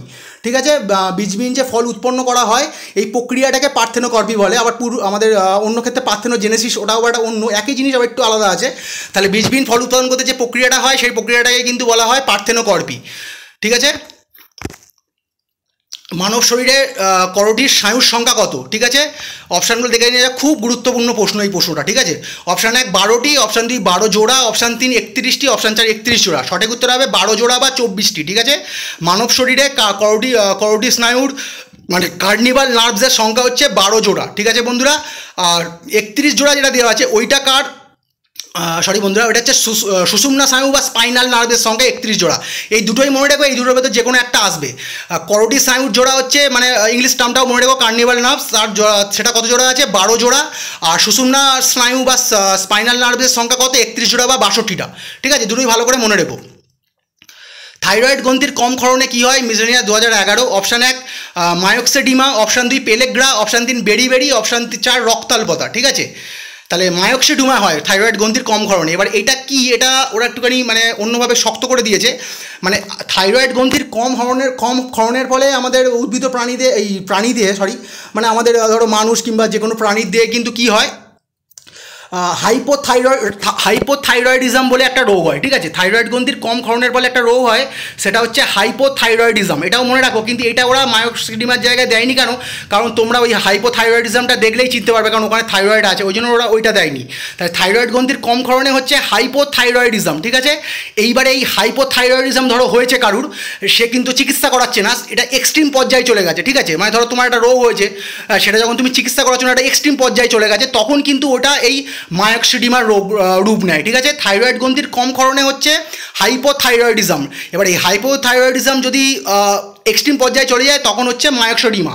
আর এই তোমরা জানো আয়োডিনের অভাবেই কিন্তু থাইরয়েড গ্রন্থির কম ক্ষরণ হয়।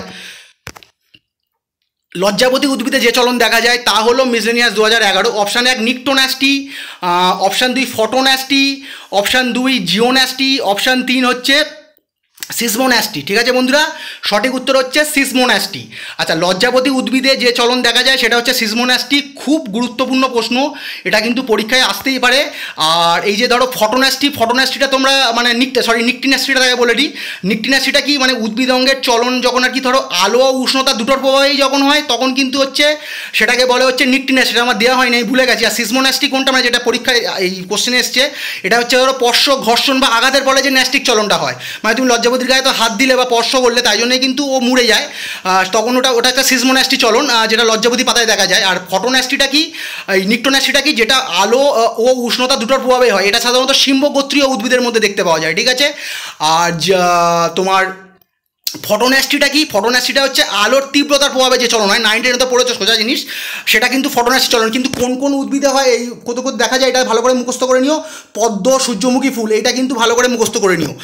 মানে ফটোন্যাস্টিটা দেখা যায় পদ্ম ও সূর্যমুখী ফুলে, সিসমোন্যাস্টিটা লজ্জাবতী পাতায়, আর নিকটোন্যাস্টিটা হচ্ছে তোমার ওই সিম্বগোত্রীয় উদ্ভিদে, আর ফটোন্যাস্টিটা হচ্ছে তোমার হচ্ছে পদ্ম ও সূর্যমুখী ফুলে। ঠিক আছে বন্ধুরা, তো চলো আজকে এই পর্যন্ত। আমি কিন্তু পারলে কালকেরই আর একটুখানি বাকি আছে, কালকেরই সেটটা কমপ্লিট করে দেবো, আর বৃহস্পতিবারের মধ্যে স্ট্র্যাটেজিকে সেটটা কমপ্লিট করে দেবো। ততক্ষণ good bye and good night. একটু ক্লাসটা দেরি হলো, কিন্তু ভালো করে বোঝালাম। সেটগুলো দেখো। আর একটা কথা বন্ধুরা, যারা অনেকেই কমেন্ট করছো যে আমি প্রথমে বলেছি, আবার বলছি যে সেটগুলো তাড়াতাড়ি কমপ্লিট করান। হিস্ট্রি, পলিটি ও জিওগ্রাফির সব সেট কিন্তু কমপ্লিট করা আছে, তোমরা দেখে নিও। ওখানে কিন্তু সব সেট অলরেডি কমপ্লিট করে দেওয়া আছে 96 থেকে 19 অবধি। চলো বন্ধুরা, আজকে এই পর্যন্ত। Good night and good bye.